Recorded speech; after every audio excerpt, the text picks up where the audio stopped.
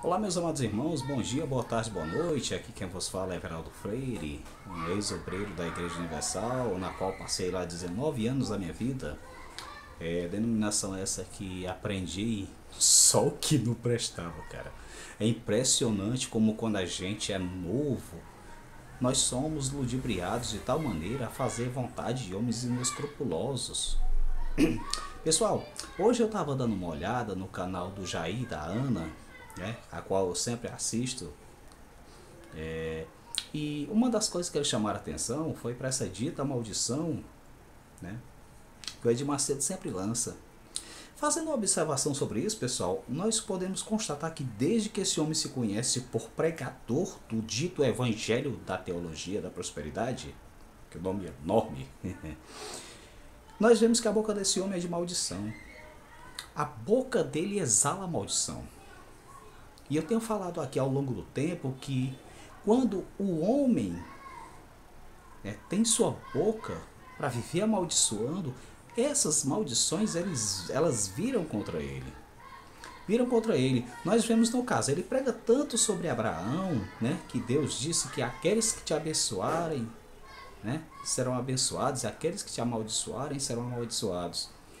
Aí eu te pergunto, Edir Macedo, e você amaldiçoar as pessoas sem causa, como que fica? A Bíblia diz que maldição sem causa não tem efeito. Tá entendendo? E a causa da maldição, da principal maldição, é você quanto a você mesmo. Veja que a sua família já é desde a raiz, desde o útero, amaldiçoada porque suas filhas não dão cria, não podem engravidar. Você não tem uma geração, né, familiar como é para ter netos originais. Uma filha depressiva, uma filha louca, um casamento arranjado aqui, outro acolá. O Juju Freitas, né, também, como diz o profeta Nervosão. E nós vemos que ao longo da sua vida, Edir Macedo, a sua vida foi proferir maldições. Você esquece que quanto mais maldições você profere, mais amarrado você fica. Quanto mais correntes você faz na tua denominação, mais amarrado você fica. Amarrado em que sentido? Sem felicidade, amarrado na tristeza, na infelicidade, na preocupação, nas doenças, sabe? Não tem paz familiar. Pessoal, desculpa porque tá um barulho lá fora. Eu não pude gravar assim o dia todo. Tá certo? É assim o dia todo. Eu tive que gravar agora, certo? Então vamos lá. Então eu estava observando que cada líder religioso ele forma um determinado tipo de pessoa. Há uns que querem imitar a mãozinha dele, outros que já são calminhos, né, como o do RR, outros que são já loucos, como o do Agenor Duque. Cada líder religioso forma seu prosélito à sua bel maneira. E é interessante como uma pessoa que está iniciando na fé almeja ser como seu líder, de uma tal maneira a dizer que existe vários níveis de fé. Se um pastor segundo fala que eu não posso, eu vou duvidar dele. Se um pastor titular fala que eu não posso, eu vou duvidar dele. Mas se o Edir Macedo, o bispo Edir Macedo, falar que eu não posso, já é o próprio Deus falando. Eu ouvia muito isso, pessoal, nessa denominação. Ouvia muito isso, né?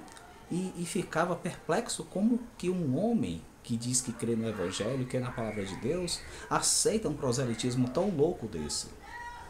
A bem verdade que quando eu saía para evangelizar com muitos jovens, com algumas pessoas mais novas, eu ouvia muitas coisas ousadas da boca deles, dizendo assim, eu queria que todas essas denominações fechassem, só ficasse a Universal, porque só ela tem a salvação, só ela ensina o caminho da salvação.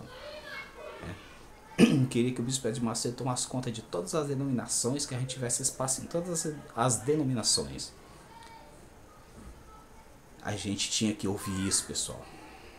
Era de lascar mesmo.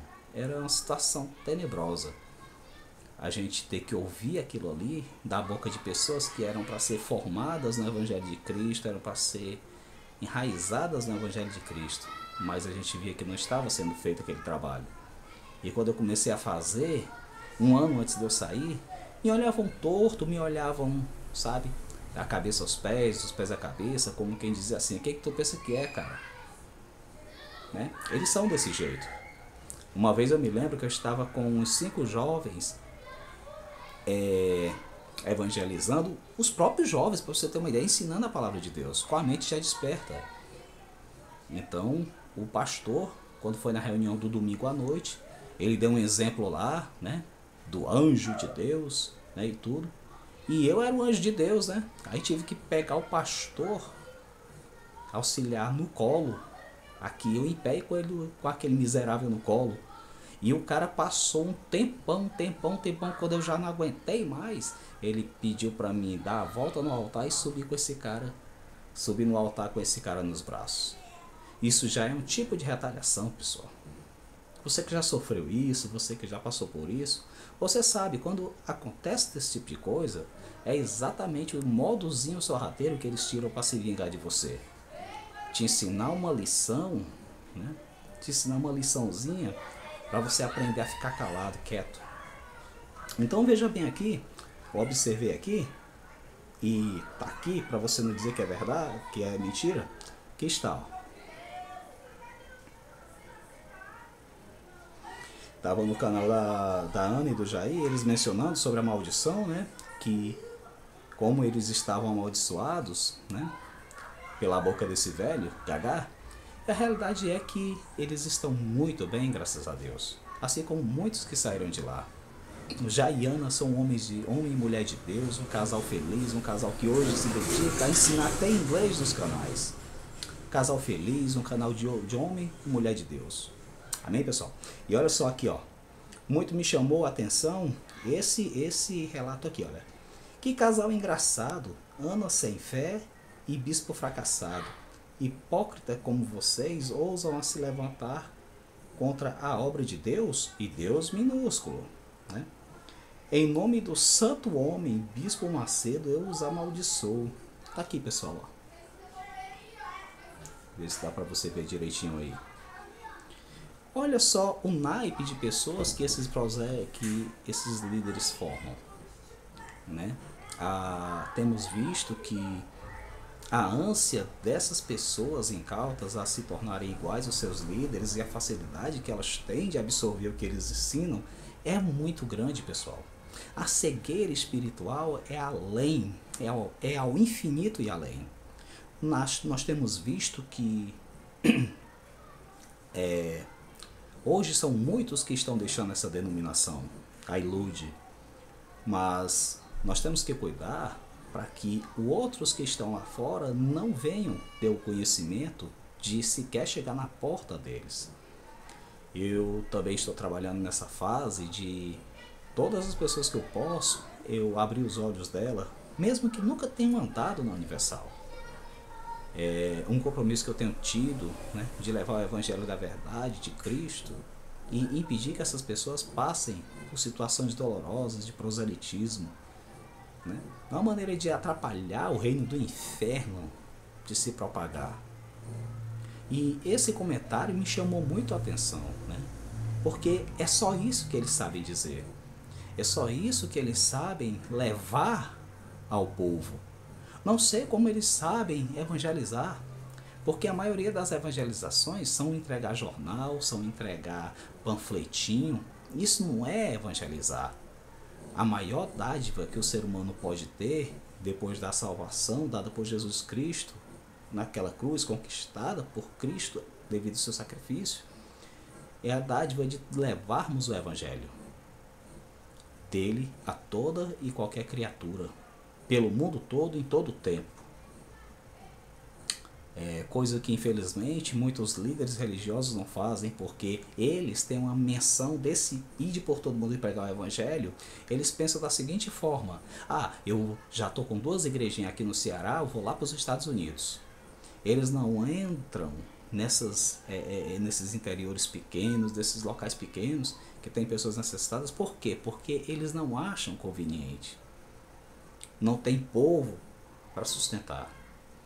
A bem dizer que essas igrejas de hoje, esses templos de hoje são prostitutas da fé. Se tirarmos o dinheiro, se tirar o carnê do baú, aliás, eu costumo nomenclaturar, dar um nome do dízimo, né? Hoje em dia de carnê do baú, você tem que estar rigorosamente em dia com as suas mensalidades, né? Porque senão você se torna um herege e não vai ser salvo, como diz R.R. Soares, Ageno Duque e outros por aí mais, que fazem do dízimo, carnezinho do baú, uma garantia que o templo vai permanecer aberto. As ofertas são coisas de brinde, os sacrifícios são brinde, né? As outras campanhas, né, que vem por aí, já é um dinheiro que já vai somar, né, para outros afazeres do líder religioso, né, somar na sua vida. Afinal, o obreiro é digno do seu salário. Deturpam até isso para que possam tirar dinheiro das pessoas. E por aí vai, pessoal. As coisas são tão tristes de um jeito que vai se alastrando esse falso proselitismo. Eles vão fazendo eles vão rodeando céu, terra e mar e dedicadíssimos a fazer o seu prosélito. E quando fazem 2 vezes pior do que eles mesmos. Fazem um serviço bem caprichado, a ponto de quando a verdade sobre esses homens, né, é dita, as pessoas tenham seus olhos tampados, seus ouvidos tampados, sua boca, se falar é amaldiçoado. Pessoal, tá tendo muito barulho aqui, eu vou encerrar o vídeo por agora. Canal e Realidade Você, tamo junto, pessoal.